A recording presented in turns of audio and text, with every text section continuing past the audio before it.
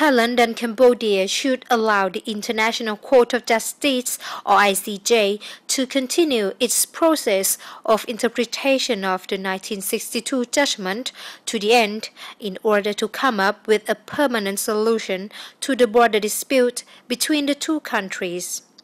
Conservative figures in Thailand have demanded that the government exploit its good relations with Cambodia to end the ICJ's pending interpretation of its 1962 ruling.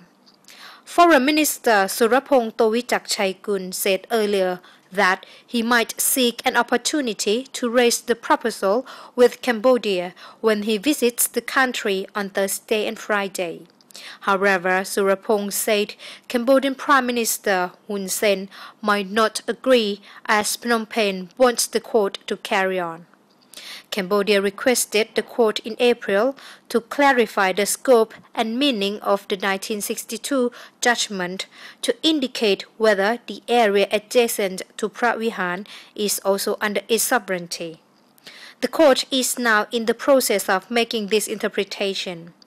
For safety reasons, the court ordered both sides in July to withdraw their military personnel from the court-determined provisional demilitarized zone of 17 square kilometers around the temple. Thai nationalist activists disagreed, but they could do nothing. The border seems peaceful for the moment, and the two governments are in the process of complying with the court's injunction. Allowing the court to continue its process and make a final interpretation would benefit both countries for many reasons. 1. The court could keep the issues from being politicized, as conservative nationalists could not intervene in the court judgment. 2. The current government and concerned officials don't need to take any political responsibility for the consequences of the court decision. The body could shift blame to them as long as the legal team, the line of argument, and the case handling are not changed. 3. The interpretation of the 1962 judgment, no matter what it is, would be a guideline for the boundary demarcation. The ICJ's explanation and clarification regarding the boundary line would be legally binding for the two countries in their boundary dispute settlement.